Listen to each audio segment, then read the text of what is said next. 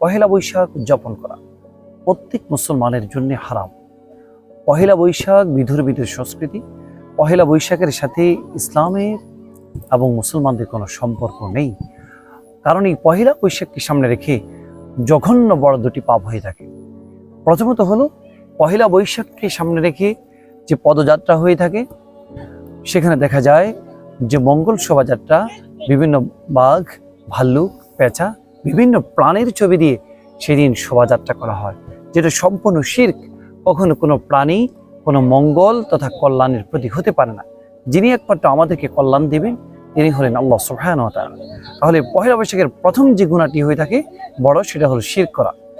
দ্বিতীয়ত হলো পহেলা বৈশাখকে সামনে রেখে পান্তা ইলিশের পাশাপাশি বিভিন্ন জায়গায় মেলা বসে। বিভিন্ন রিসোর্টে, রেস্টুরেন্টে নারী এবং পুরুষের অবাধ মেলামেশা। সেদিন অশ্লীলতা আর বেহায়াপনা ছড়িয়ে পড়ে। আমরা বিগত সময়গুলোতে দেখেছি বিভিন্ন রিসোর্ট থেকে নারী এবং পুরুষদেরকে, যুবক যুবতীদেরকে প্রশাসন অ্যারেস্ট করেছে, পুলিশ অ্যারেস্ট করেছে। তো সম্মানিত দিনী ভাই বোন, আপনার ভিতরে যদি ঈমান থাকে, আপনি যদি আল্লাহ তাআলাকে বিশ্বাস করেন, আপনি যদি নিজেকে মুসলিম দাবি করেন, তাহলে আল্লাহ রাসূলের ওই হাদিসটা আমি আপনাকে স্মরণ করে দিতে চাই।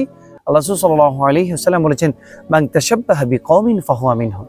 কেউ যদি কোনো জাতির বা সম্প্রদায়ের কোনো সংস্কৃতিকে গ্রহণ করে নেয়, সে তাদের দলভুক্ত বলেই বিবেচিত হবে। সম্মানিত দিনী ভাই বোন, আমরা তাহলে বিধর্মীদের এই সংস্কৃতি গ্রহণ না করে আমরা পহেলা বৈশাখে হতে পারে, আমরা হিজরি নববর্ষে হতে পারে, আমরা হ্যাপি নিউ ইয়ারে হতে পারে, এই দিনগুলোকে সামনে রেখে আমরা আল্লাহ তাআলার কাছে দোয়া করা। আয় আল্লাহ তাআলা, আমাদের জীবন থেকে তো একটা বছর চলে গেল, আবার নতুন বছরে আমরা পদার্পণ করলাম। আমরা যেন বাকি দিনগুলোতে, সামনের দিনগুলোতে যতদিন বাঁচি, আমরা যেন ভালো কাজ করতে পারি, নেক কাজ করতে পারি, মানুষের কল্যাণমূলক কাজ করতে পারি। আর যেই দিনগুলো আমাদের জীবন থেকে হারিয়ে গেল, যদি সেই দিনগুলোতে আমাদের কোনো ত্রুটি হয়ে থাকে, বিচ্যুতি হয়ে থাকে, আল্লাহ তাআলা আমাদেরকে ক্ষমা করে দাও। এটাই হওয়া উচিত একজন মুমিনের দোয়া।